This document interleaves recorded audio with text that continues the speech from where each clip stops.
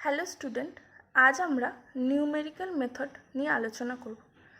তো তার জন্য তার ডেফিনেশন জানতে হবে। ডেফিনেশনে কি বলছে? A numerical method is a mathematical tool design to solve numerical problem. Numerical প্রবলেমগুলো সলভ করার পদ্ধতি হচ্ছে নিউমেরিক্যাল মেথড। এখানে আমরা বিভিন্ন টার্ম শিখব। প্রথম যে টার্মটা রয়েছে সেটা হচ্ছে সিগনিফিক্যান্ট ডিজিট বা সিগনিফিক্যান্ট ফিগার। কি বলছে? The figure which are used in representing a number is called the significant figure or significant digit. তাহলে সিগনিফিক্যান্ট ডিজিট বলতে কি বোঝাচ্ছে? একটা ফিগার যেটা এই নাম্বারগুলো 1 2 3 9 অ্যান্ড 0 এগুলো দিয়ে রিপ্রেজেন্টেশন করবে, সেগুলোই হচ্ছে সিগনিফিক্যান্ট ফিগার বা সিগনিফিক্যান্ট ডিজিট। এক্সাম্পলে দেখো কি বলা রয়েছে, 2.123। সিগনিফিক্যান্ট ফিগারের ক্ষেত্রে মনে রাখতে হবে যে ফার্স্ট টার্মটা নন জিরো হতে হবে। নন জিরো টার্মের পরের টার্মগুলো যতগুলো টার্ম থাকবে সেটাই হচ্ছে ততগুলো সিগনিফিক্যান্ট ফিগার হবে। দেখো প্রথম যে এক্সাম্পলটা রয়েছে 2.123, ফার্স্ট নন জিরো টার্ম 2, তাই 2 এর রাইট হ্যান্ড সাইডে কতগুলো আরও নাম্বার রয়েছে? আরও 3টে, দ্যাট ইজ 4টে, মোট 4টে নাম্বার রয়েছে। তো এটা রিপ্রেজেন্ট কী করবে? 4 সিগনিফিক্যান্ট ফিগার। 0.0056, এখানে first non zero term that is 5, 5-এর পরে আরও একটা সংখ্যা রয়েছে, তাহলে 0.0056 রিপ্রেজেন্ট করবে কি? 2 সিগনিফিক্যান্ট ফিগার। পরের এক্সাম্পলে বলা রয়েছে কি 1.0024, ফার্স্ট নন জিরো টার্ম 1, 1-এর রাইট হ্যান্ড সাইডে আরও 4টে দ্যাট ইজ সংখ্যা রয়েছে, that is represent 5 significant figure. তাহলে 1.0024 রিপ্রেজেন্ট করবে 5 সিগনিফিক্যান্ট ফিগার। এর পরের যে টার্মটা শিখবো সেটা হচ্ছে ডেসিমাল ফিগার বা ডেসিমাল প্লেস বলতে আমরা কি বুঝি? The position of the digits 0 1 2.9 to the right of the decimal point is called decimal place. তার মানে কি? পয়েন্টের রাইট হ্যান্ড সাইডে এই ডিজিট 0 1 2.9 এই সংখ্যাগুলো দিয়ে যে কটা সংখ্যা রিপ্রেজেন্ট করবে বা পজিশন রিপ্রেজেন্ট করবে সেটাই হচ্ছে ডেসিমাল প্লেস। দেখো এক্সাম্পল 2.123, তাহলে এই পয়েন্টের পরে কটা সংখ্যা রয়েছে? 3টে, তাহলে ইট রিপ্রেজেন্ট 3 ডেসিমাল প্লেস। পরের এক্সাম্পলটা দেখো 0.0056, এখানে কটা সংখ্যা রয়েছে পয়েন্টের পরে? 4টে, that is represent 4 decimal place. 1.0024 represent 4 decimal place because পয়েন্টের পরে 4টে সংখ্যা রয়েছে। তাহলে সিগনিফিক্যান্ট ফিগার আর ডেসিমাল ফিগারের মধ্যে পার্থক্য বোঝা গেছে। সিগনিফিক্যান্ট ফিগারের ক্ষেত্রে আমরা ফার্স্ট কাউন্ট করব ফার্স্ট নন জিরো টার্মের রাইট থেকে রাইট হ্যান্ড সাইডে যে কটা নাম্বার রয়েছে সে কটা। আর ডেসিমাল ফিগারের ক্ষেত্রে আমরা পয়েন্টের পরে কতগুলো ফিগার রয়েছে বা নাম্বার রয়েছে সেটা সংখ্যা কাউন্ট করাকে বলা হয় ডেসিমাল প্লেস। এরপরে যেটা রয়েছে সেটা রয়েছে রাউন্ড অফ রুল। তো রাউন্ড অফ রুল বলতে আমরা কি বুঝি? The omission of unwanted digits of a given number are done by a process which is known as round of rule. তাহলে কি বলছে? যে ডিজিটগুলো আমার দরকার নেই সেগুলোকে তাড়িয়ে দেওয়া বা এলিমিনেট করার পদ্ধতি হচ্ছে রাউন্ড অফ রুল। তো এই রুলটা কি বলছে? Discard all the digits two the right of the nth place if the discard number is less than half a unit is in the nth place, then leave the nth digit unchanged. If discard number is greater than half of a unit in the nth place, then add 1 to the nth digit. তাহলে কি বলছে? যদি একটা সংখ্যা থেকে n এর পরের টার্মগুলো eliminate করতে যায় তাহলে nth পরের যে টার্মটা রয়েছে সেটা যদি হাফ অফ এ ইউনিট মানে 0.5 বা 5-এর থেকে ছোট হয় তাহলে nth ডিজিটটা আনচেঞ্জড থাকবে, আর যদি 5-এর থেকে বড় হয় তাহলে nth ডিজিটের সাথে 1 যোগ হবে। এক্সাম্পল দেখো, এক্সাম্পলে কি বলা রয়েছে? এক্সাম্পলে বলা রয়েছে কি correct up to 6 significant figure 42.569876। তাহলে 6 সিগনিফিক্যান্ট ফিগার মানে কি? ফার্স্ট নন জিরো টার্ম 4, তাহলে 4-এর রাইট হ্যান্ড সাইডে আরও 5টা মানে 2 5 6 9 8 পর্যন্ত আমার রাখতে হবে। আর বাকিগুলোকে এলিমিনেট করতে হবে। তাহলে রাউন্ড অফ রুল ব্যবহার করব। তাহলে 8-এর পরের টার্মটা কী রয়েছে? 7 যেটা হাফ অফ ইউনিট মানে 5-এর থেকে বড় রয়েছে, তাহলে কী হবে? 8-এর সাথে 1 যোগ হবে। তাহলে আমরা 4 2 5 6 9 8 7 6 correct up to 6 significant figure করলে কী পাচ্ছি? 42.5699। এরপরে আরেকটা এক্সাম্পল করব। দেখো পরের এক্সাম্পলটা কি বলা রয়েছে? Correct up to 4 decimal place, মানে পয়েন্টের পরে 4 ঘর কারেক্ট করতে হবে, দ্যাট ইজ 9 8 পর্যন্ত। তা 8-এর পরের টার্মটা 7 রয়েছে, যেটা 5-এর থেকে বড়, তাই 8-এর সাথে 1 যোগ হয়ে আমরা পয়েন্টটা কি পেয়েছি? 42.5699। এরপরের যেটা রয়েছে কি 4 সিগনিফিক্যান্ট ফিগার পর্যন্ত কারেক্ট করতে বলেছে। তাহলে কি এখানে ফার্স্ট নন জিরো টার্ম 2 থেকে শুরু হয়েছে, 2 4 5 6 পর্যন্ত রাখতে হবে 4 সিগনিফিক্যান্ট ফিগার। তাহলে 6-এর পরের টার্ম যেটা রয়েছে 4টা যেহেতু 5-এর থেকে ছোট, তাই 6টা 6ই থাকবে। তাহলে 4 সিগনিফিক্যান্ট পর্যন্ত নিলে আমরা কি পাচ্ছি? দেখো 24.56। এরপরে কিছু এক্সারসাইজ করতে দেওয়া আছে। এরপরে আমরা যেটা শিখবো সেটা হচ্ছে ডিফারেন্স অপারেটর। তো ডিফারেন্স অপারেটর এখানে দুটো, একটা হচ্ছে ডেল্টা, এই চিহ্নটাকে ডেল্টা বলে আর এই চিহ্নটাকে ন্যাবলা বলে। এই দুটোই ডিফারেন্স অপারেটর হিসাবে কাজ করে। যদি এফএক্স একটা ফাংশন হয়, এ বি ইন্টারভেলে ডিফাইন করা রয়েছে, আর এইচ যদি স্টেপ লেন্থ হয়, তার মানে কি এ বি ইন্টারভেলটাকে যদি এন ইকুয়াল সাব ইন্টারভেলে ডিভাইড করি, x that is a equal to x0, x1 মানে কি x0 প্লাস এইচ, x2 মানে x0 প্লাস 2h, এরকমভাবে xn মানে x0 plus nh that is B. তাহলে এইচ হচ্ছে স্টেপ লেন্থ হবে, মানে যে কোনো দুটো ইন্টারভেলের পয়েন্টের মধ্যে difference, that is x0 minus x1, এখানে যেমন এইচ হবে, তেমনি x2 মাইনাস x1 মানে এইচ হবে। তবে ডেল্টা অফ এফ এক্স কী বোঝাচ্ছে? দেখো ডেল্টা অফ এফ এক্স বোঝাচ্ছে কি f of x plus h minus f x, আর ন্যাবলা অফ এফ এক্স মানে বোঝায় f x minus f of x minus h. আর ডেল্টা আর ন্যাবলার মধ্যে এই রিলেশনটা সবসময় হোল্ড করে, delta dot nabla equal to delta minus nabla. আমি একটু আগে বললাম যে ডেল্টা আর ন্যাবলা এই দুটোই ডিফারেন্স অপারেটর হিসেবে কাজ করে। এরপরে যেটা হয়েছে ফরওয়ার্ড ডিফারেন্স।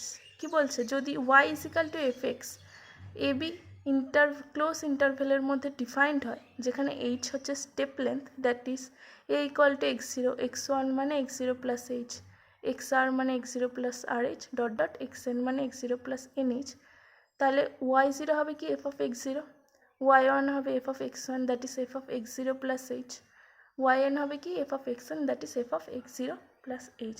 তাহলে এখান থেকে ডিফারেন্স অপারেটরটা কী হবে দেখো, তাহলে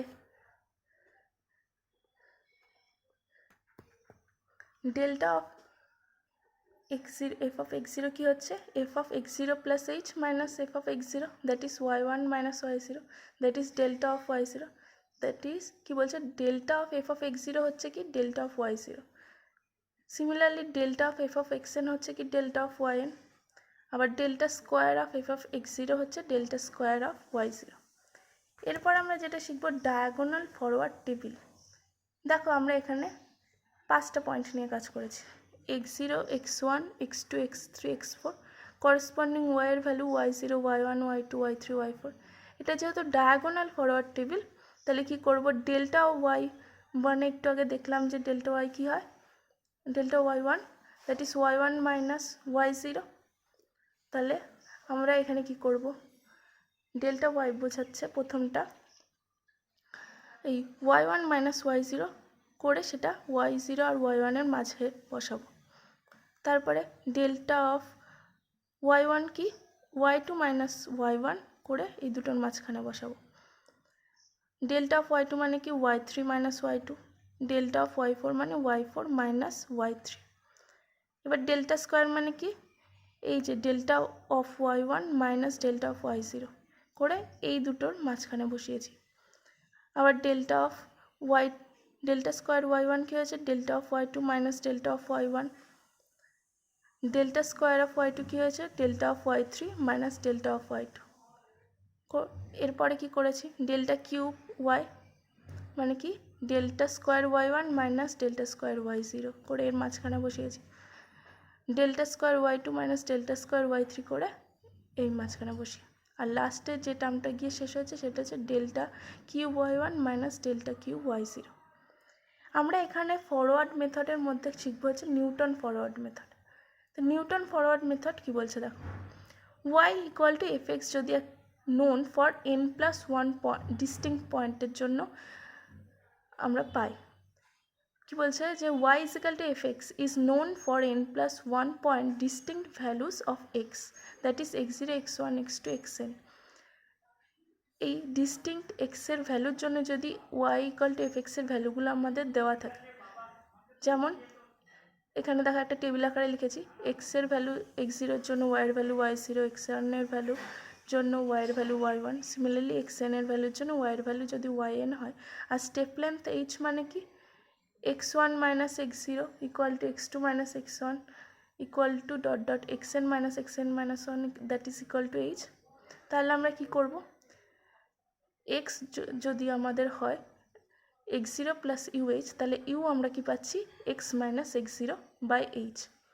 তাহলে পলিনোমিয়ালটা হবে বা নিউটন ফরওয়ার্ড ফর্মুলাটা হবে কি fxটা ইকুইভ্যালেন্ট কী হবে px এর সাথে, আর px এর ভ্যালুটা কী হবে f of x0 plus U into delta of f of x0 plus U into U minus one by two factor delta square f of x0 plus dot dot এইভাবে। তাহলে আমরা যদি একটা এক্সাম্পল করি তাহলে বুঝতে পারবে। এক্সাম্পলে কী বলা রয়েছে, এটা ডিপ্লোমা পরীক্ষায় এসেছে, কী বলেছে find f of 2.2 by Newton forward interpolation method. Interpolation মানে কি 2.2টা যেহেতু যে গিভেন ডাটা রয়েছে তার মাঝের পয়েন্ট, তাই একে ইন্টারপোলেশন মেথড বলা হয়। যদি এই 2, 3, 4, 5-এর এই পয়েন্টগুলোর মাঝখানে কোনো পয়েন্ট না থাকে তাকে বলা হয় এক্সট্রাপোলেশন। তাহলে এই একটা টেবিল দিয়েছে এক্স আর করেসপন্ডিং এফ এক্সের ভ্যালু দিয়েছে, তাহলে আমার এফ অফ 2.2 বের করতে হবে। দেখো আমরা কি কি পেয়েছি, x0 value, x1, x2, x3 value, এদিকে y0, y1, y2, y3 value পেয়েছি। তাহলে স্টেপ লেন্থ h এখানে কত x2 minus x1, x3 minus x2, x1 minus x0 করলে আমরা কি পাচ্ছি দেখো 1, তাহলে h এখানে 1, এক্সটা আমার বের করতে দিয়েছে 2.2 আর x0 ভ্যালু 2, কারণ 2.2টা 2 এর কাছাকাছি তাই x0টা এখানে 2 হয়েছে। তাহলে ইউ কি পাচ্ছি x minus x0 by h, that is 2.2 minus 2 by 1 equal to 0.2। তাহলে ইউ পেয়েছি 0.2, h পেয়েছি 1 আর x0 ভ্যালু 2। তাহলে আমরা ফরওয়ার্ড ডায়াগোনাল টেবিলটা তৈরি করব। দেখো এক্সের জন্য 2, 3, 4, 5 এক্সের ভ্যালু এটা, করেসপন্ডিং এফ এক্সের ভ্যালু এটা, ডেল্টা ওয়াই মানে কি বলেছিলাম যে 16.3 মাইনাস 14.5 করে এর মাঝখানে বসাবো, দ্যাট ইজ 1.8 বেরিয়েছে। তারপরে কি 17.5 মাইনাস 16.3 করে এই মাঝখানে বসাবো, কি পেয়েছি 1.2, আর 18 মাইনাস 17.5 করে মাঝখানে বসালে পেয়েছি 0.5। তারপরে ডেল্টা স্কোয়ার করবো কি 1.2 minus 1.8 that is minus of 0.6, তারপরে কি 0.5 minus 1.2 that is minus of 0.7। এই দুটো ডিফারেন্স করলে পাচ্ছি দেখো 0.1। এখানে শেষ হয়ে যাচ্ছে টেবিলটা।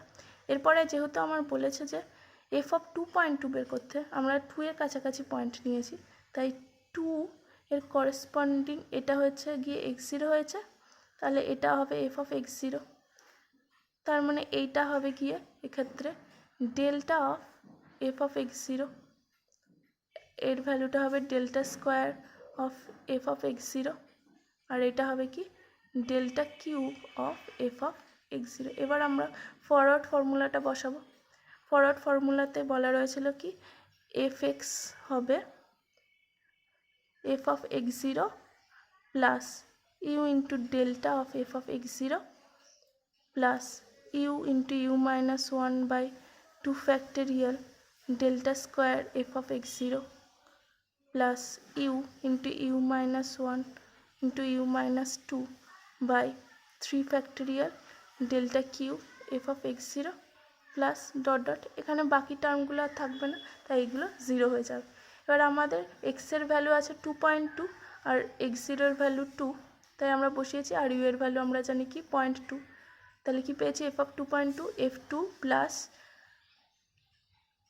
0.2 ডেল্টা অফ f2, যেহেতু x0-এর value 2, plus 0.2 into 0.2 minus 1/2 factorial delta square f2 plus 0.2 minus 1 0.2 minus 2/3 factorial delta cube f of 2, বাকি টার্মগুলো 0।